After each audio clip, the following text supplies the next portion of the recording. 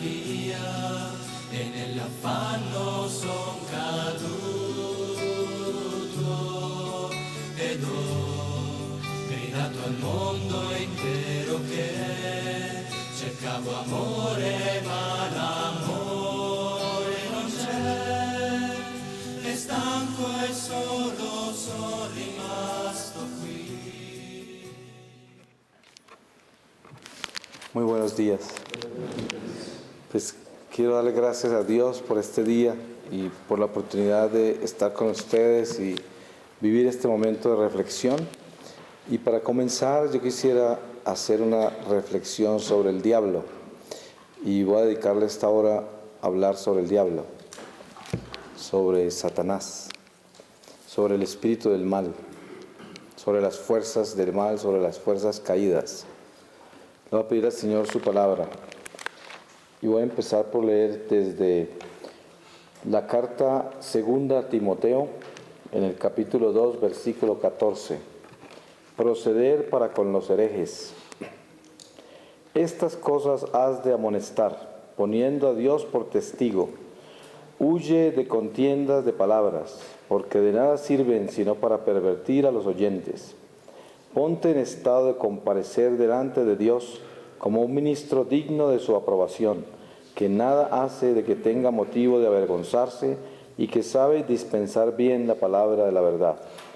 Evita, por tanto, los profanos y vanos discursos, porque contribuyen mucho a la impiedad, y la plática de esto cunde como gangrena, del número de los cuales son Himeneo y Fileto, que se han descarriado de la verdad, diciendo que la resurrección está ya hecha y han pervertido la fe de varios. Pero el fundamento de Dios se mantiene firme, el cual está marcado con el sello de estas palabras. El Señor conoce a los suyos y no se perderá uno de ellos. Apártese de la maldad cualquiera que invoca el nombre del Señor. Por lo demás, en una casa grande no solo hay vasos de oro y de plata, sino también de madera y de barro. Y de ellos unos son para usos decentes y otros para usos viles. Si alguno pues se purificare de estas cosas, será un vaso de honor santificado y útil para el servicio del Señor, aparejado para toda obra buena. Por tanto, huye de las pasiones juveniles y sigue la justicia, la fe, la caridad y la paz con aquellos que invocan al Señor con limpio corazón.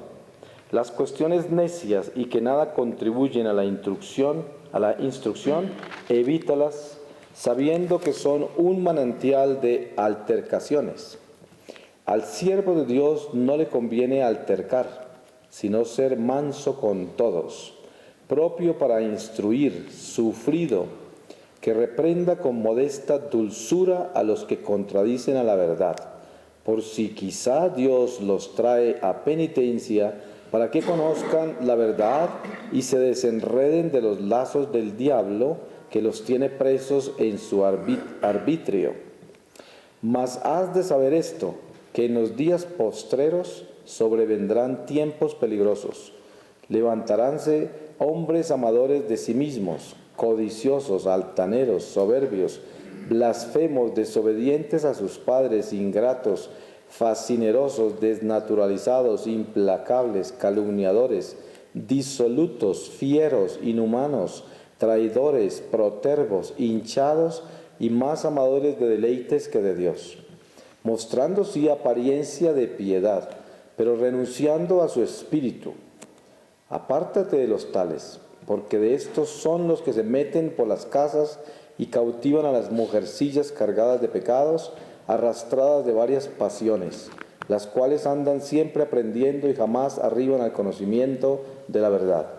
En fin, así como James y Mambres resistieron a Moisés, del mismo modo estos resisten a la verdad, hombres de un corazón corrompido, réprobos en la fe, mas no lograrán sus intentos, porque su necedad se hará patente a todos como se hizo la de aquellos magos. Palabra de Dios. Pues este tema es un tema que no se toca mucho, porque casi muy poca gente quiere manejar al diablo, porque es inmanejable. Entonces, de por sí, de la única manera que podemos manejar este tema es con la misericordia de Dios, porque ¿cómo más? Porque precisamente el primero que quiere no aparecer es el diablo, porque es el que es un experto en hacerse totalmente subliminal en la vida nuestra. Y por eso él participa tan ávidamente en nuestra vida, y como no lo manejamos, entonces no lo detectamos y en cierta forma lo ignoramos. Y resulta que ignorar al diablo es como ignorar la basura de la casa, es como ignorar el mugre de la cocina, es como ignorar el desorden, es como ignorar la desobediencia, es como ignorar todo lo que está en contra de Dios, en nosotros. Y la relación con el diablo, ¿cuál es? ¿Qué es diablo? Diablo es todo lo que no es de Dios. Eso es diablo. Es como cuando se habla del anticristo.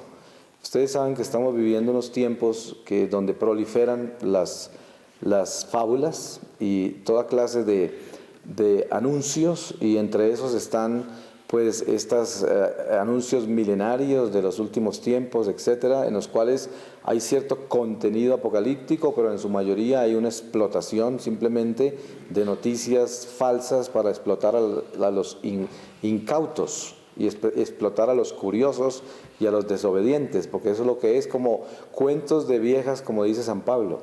Porque la realidad es que el anuncio del diablo en nuestra vida es lo que dice San Juan, que el anticristo ya está entre nosotros. Todo el que no sea de Cristo es un anticristo. Es muy, muy sencillo.